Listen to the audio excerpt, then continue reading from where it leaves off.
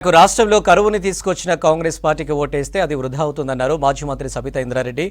రంగారెడ్డి జిల్లా శంకరపల్లిలో జరిగిన బీఆర్ఎస్ కార్యకర్తల సమావేశంలో ఆమె పాల్గొన్నారు. తప్పుడు హామీలతో ప్రజలను మభ్యపెట్టి కాంగ్రెస్ ప్రభుత్వాన్ని నమ్మకూడదని చెప్పారు. అధికారం కోసం, స్వలాభం కోసం పార్టీలు మారే నాయకులను ఓడించాలన్నారు. మాజీ శాసన మండలి చైర్మన్ స్వామిగౌడ్. రాష్ట్రంలో ప్రణాళిక లేని పాలన సాగుతుందన్నారు చేవెళ్ల బీఆర్ఎస్ అభ్యర్థి కాసాని జ్ఞానేశ్వర్.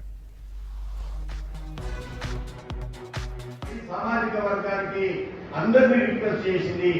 ఈ రోజు టీఆర్ఎస్ పార్టీలో ఉన్న రెడ్డి సామాజిక వర్గం, అదేవిధంగా బ్రాహ్మణ సామాజిక వర్గం, ఎస్సీ సామాజిక వర్గం, ప్రతి ఒక్కరు కూడా ఆమె నిర్ణయాన్ని సమర్థించి నేను అందరి తరఫున ప్రత్యేకమైనటువంటి ధన్యవాదాలు అక్క గారికి తెలియజేసుకుంటున్నాను.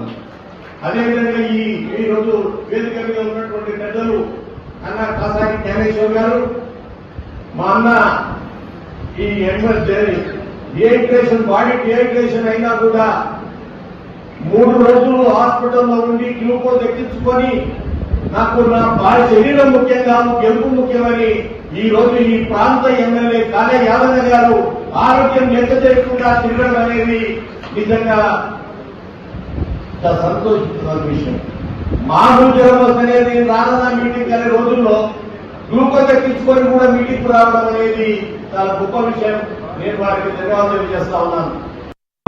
చేసినటువంటి పని, మరి చేసినటువంటి పనిని 3 నెలల పాటు చేయడానికి కాంగ్రెస్ ఏం చేయలేదని.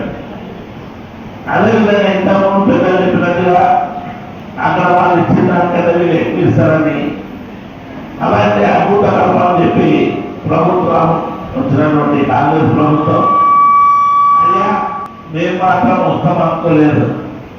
ఎట్లా వచ్చేసారు, వచ్చినాక మా జేబులో పైసలు తీయాలంటే బాగుంది, పెట్టాలంటే బాగుంది. కేసీఆర్ 24 గంటలు కరెంట్ ఇస్తే మేము ఇయ్యలేకపోతున్నాం, తాగునీరిస్తే ఇయ్యలేకపోతున్నాం.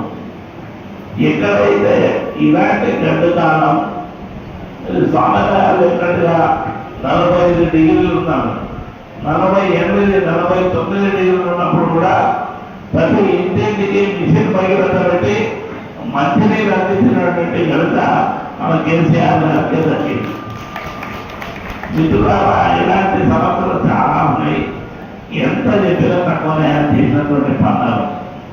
మన వాళ్ళు చాలా కష్టంగా ఉన్నారు.